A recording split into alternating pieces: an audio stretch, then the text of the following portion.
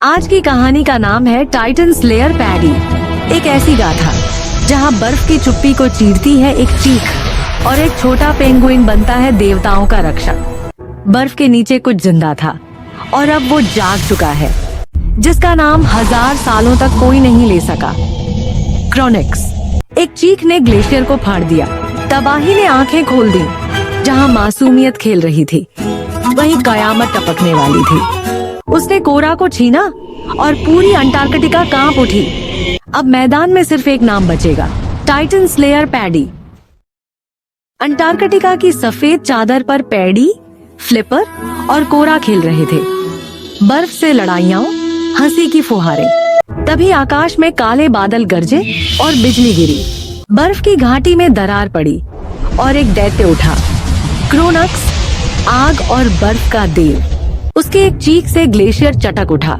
वो गरजा, 1000 साल की कैद खत्म, अब मेरा समय है। सब कुछ कांप उठा, जानवर भागे, बर्फ पिघलने लगी। क्रोनक्स ने हवा में जादू लहराया और कोरा को हवा में कैद कर लिया।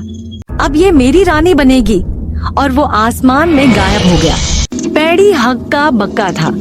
कोरा की चीखें उसकी आत्मा चीर रही थी। वो टूटी हुई बर्फ के बीच अकेला खड़ा था। चारों ओर तबाही और सन्नाटा। एक चमकती गुफा सामने प्रकट हुई, जैसे किसी ने बुलाया हो। पैडी अंदर गया और वहाँ मिला ज़ेफिरस, बर्फ का देवदूत। ज़ेफिरस बोला, तेरे अंदर देवताओं का रक्त है, फ्रॉस्टबलर। उसे दी गई एक रहस्यमयी ढाल, ईजिस ऑफ ग्लेस। ट्रेनिंग शुरू हुई। बर्फ से ढाल बनाना, हवा को साधना।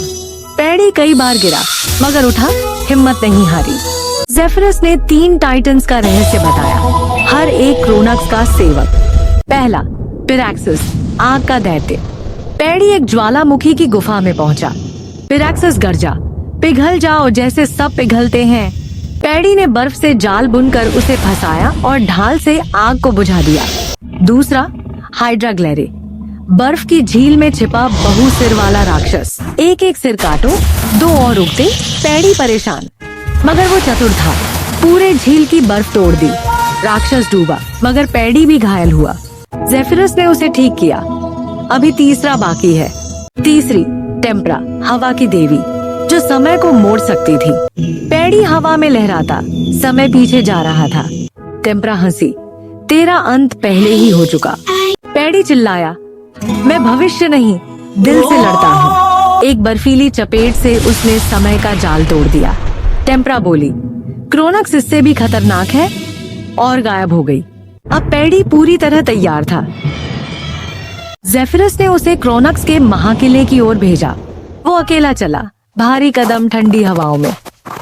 क्रोनक्स का किला, बर्फ के पहाड़ पर एक अंधकारमय महल। सामने खड़ी थी कोरा, मगर अब वो कोरा नहीं, आइस क्वीन थी। उसकी आंखों में क्रोनक्स की छाया थी। पैडी, मैं तुम्हें नहीं पहचानती, क्रोनक्स ने कहा। अब वो मेरी शक्ति से बंधी है। कोरा ने हमला किया, बर्फ के तीर पैडी की ओर। पैडी बचा, मगर मरा नहीं। उसने कोरा को पुकारा, मैं पैडी हूँ, तेरा दोस्त, तेरा दिल। एक पल को उसकी आंखें चमकी, पर क्रोनक्स ने उसे फिर से जकड़ लिया। क्रोनक्स आसमान में उठा, अब मैं अमर बनूंगा। पैडी ने अंतिम चाल चली, ढाल को क्रोनक्स के सीने में घुसा दिया। क्रोनक्स चीखा, बर्फ पिघलने लगी, धरती कांप गई। लेकिन पैडी भी जमने लगा, उसका शरीर बर्फ में तब्दील। कोरा दौड़ी, नहीं पैडी। पैडी मुस्कुराया, अब तुम आजाद हो। पूरी घाटी में नीली रोशनी फैली। क्रोनक्स नष्ट हो गया और उसकी काली छाया गायब। ज़ेफिरस प्रकट हुआ, तू अब रक्षक है पैडी। बर्फ से एक नया जीवन उठा, टाइटन स्लेयर पैडी। कोरा ने आंसू भरे शब्दों में कहा, मुझे माफ करना। पैडी ने उसका हाथ थामा, हम फिर से शुरू कर सकते हैं। दोनों अंटार्कटिका की ओर चले, जहां सब कुछ नया था। ऊपर आसमान में लिखा गया, टाइटन स्लेयर पैडी।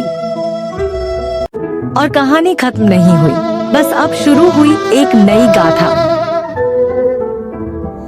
कहानी अगर पसंद आई हो तो प्लीज लाइक एंड सब्सक्राइब जरूर करें।